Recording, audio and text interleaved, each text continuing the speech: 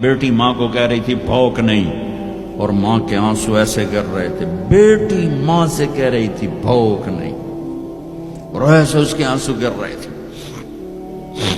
میرے نبی سے پوچھا گیا یا رسول اللہ قیامت کب آئے گی؟ آپ نے کہا اللہ کو پتہ. کہا کوئی نشانی بتا دیں.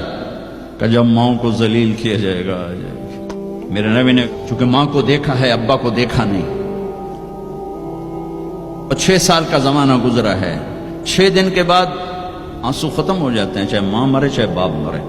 ہفتے بعد کبھی کبھی رونا آتا ہے، 2 ہفتے بعد رونا بھی چاہو تو رونا ختم ہو جاتا ہے. 6 برس کی عمر میں ابوا کے جنگل کالے پہاڑوں میں میرے نبی کی ماں کو اللہ نے اٹھایا، اور 57 سال کے بعد میرے نبی حج کے لیے نکلے مدینہ سے.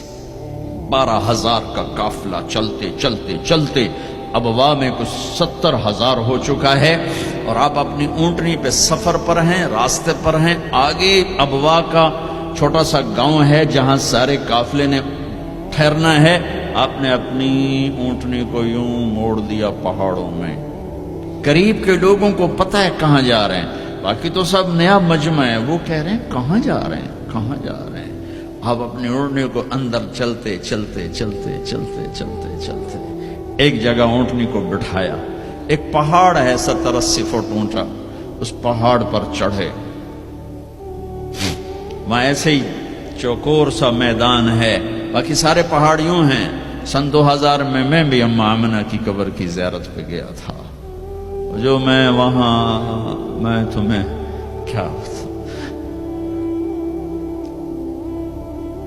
میں یہ واقعہ ہزاروں دفعہ سنا چکا ہوں. ہر دفعہ ہی ایسے رونے بیٹھ جاتا ہوں کہ پھر میں وہاں نہیں کھڑا ہوتا، پھر میں وہاں ابوا پہنچ جاتا ہوں.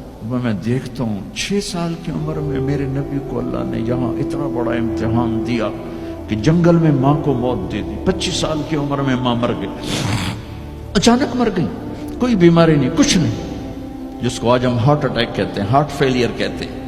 اتنا آخری جملہ کہا کل حی میت و کل جدید بال وقد ولدت طہرا. بولا نہیں جا رہا تھا تو بجھتے بجھتے بھڑکتی شمع نے کہا بیٹا ہر زندہ نے مرنا ہے، ہر جوانی نے ڈھلنا ہے. لگتا ہے تیری ماں کا آخر آ چکا ہے، لیکن میں نے ایک بچہ جنا ہے جو سارے عالم کو پاک کر دے گا. اور شمع خاموش ہو گئی. کس طرح انہیں دفن کیا میں وہاں کھڑا یہی سوچتا رہا کہ یہاں قبر بنائی کیسے ہوگی. تو پتھر ہیں، کوئی لوگ گزرے ہوں گے یا پتھر جوڑ کے.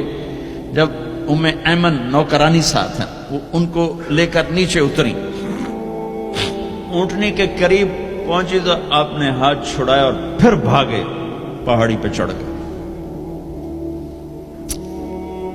ایمن پیچھے گئیں تو وہ منظر تھا کہ شاید اس وقت عرش بھی رو رہا ہوگا کہ اللہ کے نبی نے ماں کی قبر کو چمٹایا ہوا تھا سینے کے ساتھ. قبر پہ سے گرے پڑے تھے.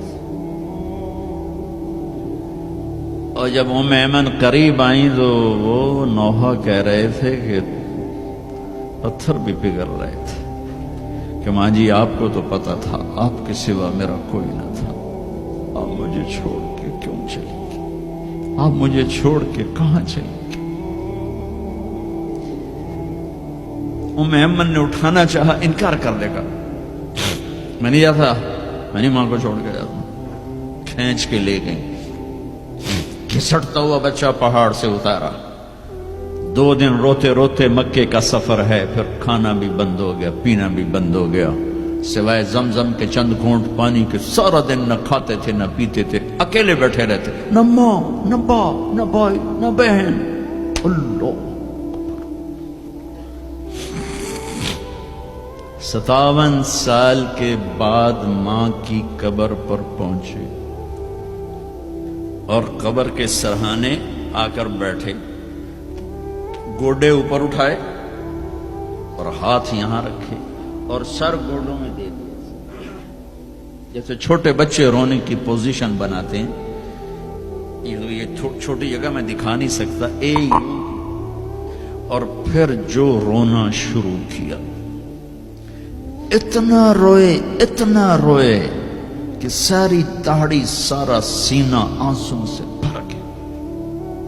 جیسے کوئی معصوم بچہ، جیسے 6 سال کا محمد رو رہا صلی اللہ علیہ وسلم، اتنا روئے کہ وجود ہل گیا، اور پھر فرمایا کہ میں آگے نہیں جاؤں گا، میں رات یہیں رہوں گا۔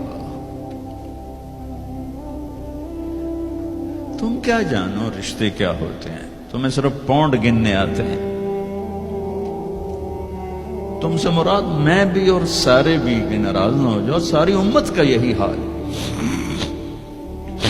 رات وہاں گزاری، ہائے کیا کہہ رہے ہیں، کاش میری ماں کبھی ہوتی، میں ایسی خدمت کرتا کہ بریڈ فورڈ والے بھی یاد کرتے ہیں، میں ایسی خدمت کرتا کہ میں عشاء کی نماز کے مصلی پر کھڑا ہوتا اور سورۃ فاتحہ پڑھ رہا ہوتا، اور پھر ادھر سے میری ماں کہتی محمد، تو میں نماز توڑ کے کہتا لبیک اماں جی،